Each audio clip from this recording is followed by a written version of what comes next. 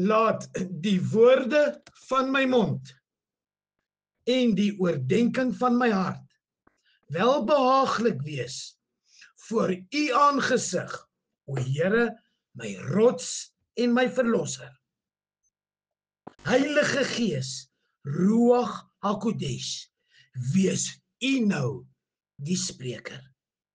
Prins en prinses van Yahweh Elohim, ek bring vir u 'n teaching. My tema, the church age is coming to an end.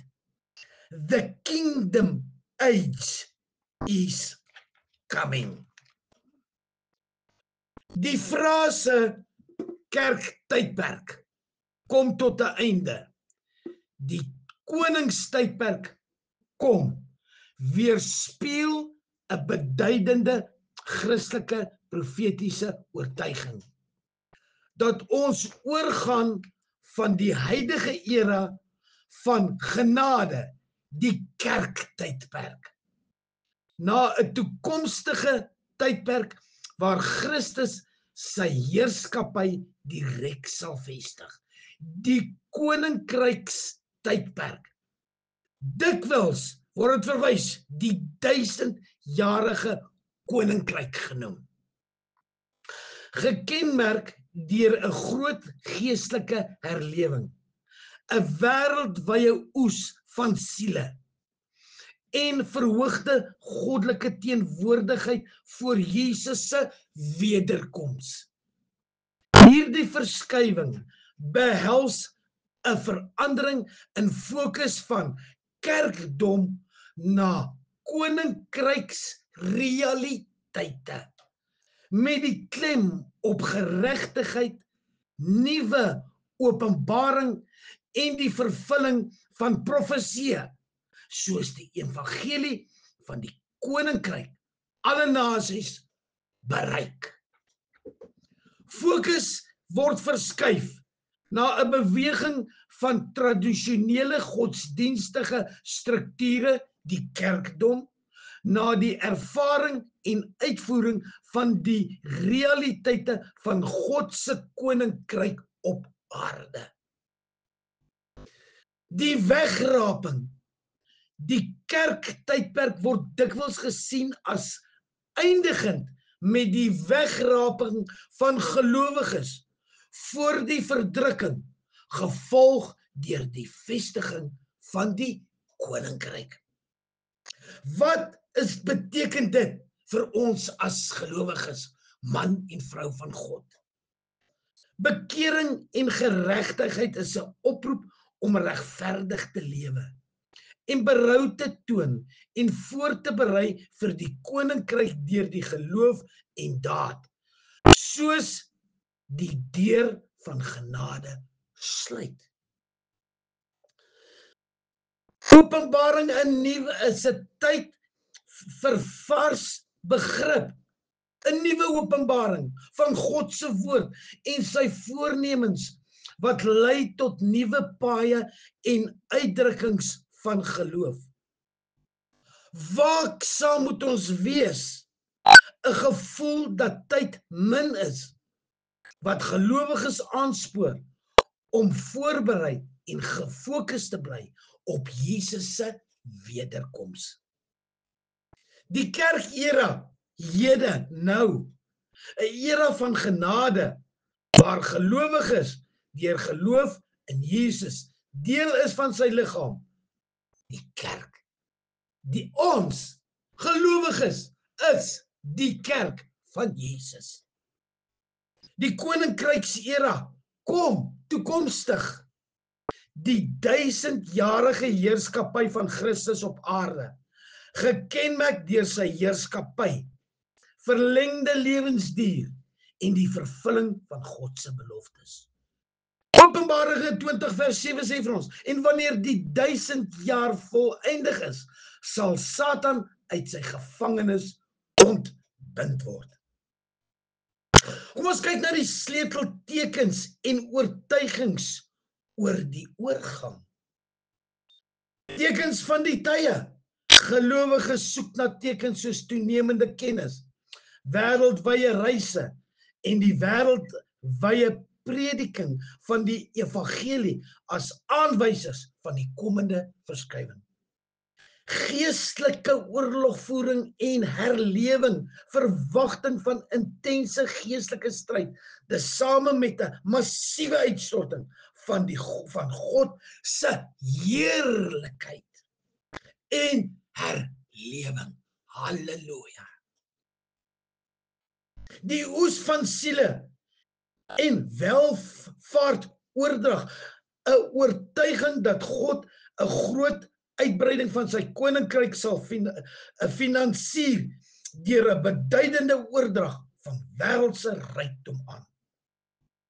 Soos die kerktydperk afsluit en die koninkrykstydperk na vore kom, wonder ek presies hoeveel moet verander om oorgang te kan maak. Die terminologie, funksie en denkwyses is net die begin. Wat moet verander? Nuwe weë van antieke weë keer terug. Nuwe paaie van antieke paaie moet geloop word. Soveel van ons huidige benadering, soveel as wat ons nie wil erken nie, kom eintlik uit kerkdom en nie uit die koninkryk nie. Ons almal weet en kan al die veranderinge en verskywing lys wat oor die afgelope 10 jaar plaasgevind het. Ons uitdrukkings van aanbidding, voorbidding, gebed en selfs onderrig begin koninkryksperspektiewe aanneem. Halleluja! Koningstyd perspektiewe moet aangeneem word. Dit is die toekoms. Dit is waarna ons op pad is, pelgrims. Hierdie uiterlike funksie hou alles verband met een ding. Openbaring. Openbaring kom om leerstellings en wat mense glo waar te wees, te konfronteer. Openbaring vervang dalk nie vorige waarheid nie, maar sal vars begrip bring van wat God van hierdie oomblik beklemtoon. Dit kan ook dinge bring wat verlore gegaan het en herstel moet word, maar soos pastore en die evangeliste en predikers sê, ons is nie hier om jou te oortuig wat ons glo nie.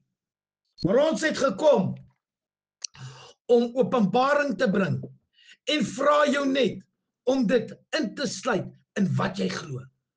As dit van God afkom, sal dit jou geloofsoortuiging verander. Die ontwaking waaroor so baie praat en die hervorming wat gaan volg, is albei gerig op die koninkrykstydperk en nie die huidige verbygaande kerktydperk nie. Dis die dilemma waarin ons die kerktydperk het. Ons gebring tot 'n plek waar ons verhouding met God op ons en ons behoeftes gefokus is. Terwyl die koninkrykstydperk gaan oor die lewe wat met ewige perspektiewe gebaseer en op die sien van hom. Die sien van hom en sy koninkryk in alles. Daarmee bedoel ek dat ons dalk nie die bekering van sien nie, maar die invloed van. Terwyl die kerktydperk na bekering soek, is die koninkrykstydperk nie soveel hieroor besorg nie, aangesien hulle sien dat alle dinge in die koninkryk is en die invloed daarvan deur alles en elke persoon gevoel word. Prins en prinses van Jahwe Elohim, glo een ding van die dinge wat ons steeds nodig het om die koninkrykstydperk te fasiliteer, is om leiers te hê wat uit die geheime plekke van die geheimenisse van Christus te voorskyn gekom het. Soos hervormers van vorige groot oorgange op aarde, moet daar 'n oorblyfsel binne die oorblyfsel wees van diegene wat 'n prys betaal het om in die heiligheid te wandel, wat die ware troonkamer teëgekom het en die asem van God dra. Diegene wat nie roem, ontmoetings of volgelinge soek nie. Diegene wat niks omgee vir hoe mense reageer nie, maar hoe God in sy heerlikheid vertoon word. Hierdie word in hierdie uur in geheime plekke gevorm. Of hulle diegene sal wees wat te voorskyn sal kom om die koninkrykstydperk te loods, of dit diegene sal wees wat hulle in die geheim sal mentor, moet nog bepaal word.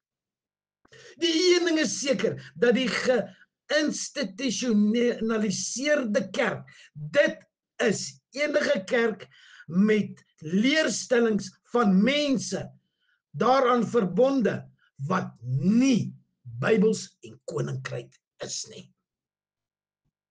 Nie werklik 'n koninkryk soek wat geen einde het nie. Maar die goeie nuus is dat daar 'n oes is wat die ewigheid in hulle harte geplaas het.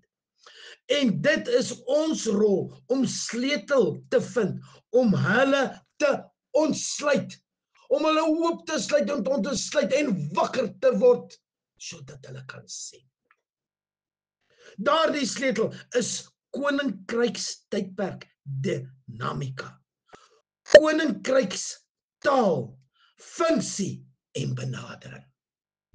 Dit is wat God van ons verwag, ons, sy gelowiges, sy kinders, wat hom volg, wat sy naam uitdra, manifesteer, die lig en die waarheid van die Bybel, die ruach asem, en die koninkrykstydperk, dinamika, verkondig. God het 'n volk voorberei vir die oorblyfsel van koninkryk tydperk se voorlopers. Die kerktydperk sal eindig wanneer Jesus terugkeer. Hy het gesê, ek gaan om vir julle plek te berei. En as ek gegaan het en vir julle plek berei het, kom ek weer en sal julle na my toe neem, sodat waar ek is, julle ook daar kan wees. Johannes 14, vers 2 tot 3. Moenie ontsteld wees nie. Hou net aan om op God te vertrou. En vertrou ook ten volle op my. In die huis van my Vader is daar sommige baie kamers. As dit nie so was nie, sou ek dit aan julle gesê het.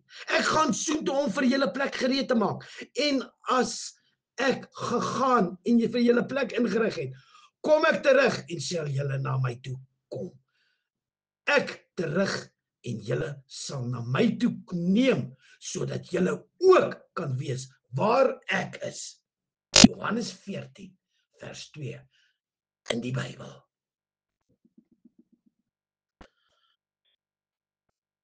Efesiërs 1, vers 21, wat hierdie wêreld en die toekomstige noem. Matteus 28, vers 20, Jesus beloof om sy mense te wees tot aan die volëindiging van die wêreld. En Openbaring 20, wat die 1000 jaar koninkryk beskryf. Ons kom nou terug na hierdie skrifgedeeltes uit die Bybel. Man en vrou van God, prins en prinses. Kom ons kyk na sleutelskrifgedeeltes en konsepte.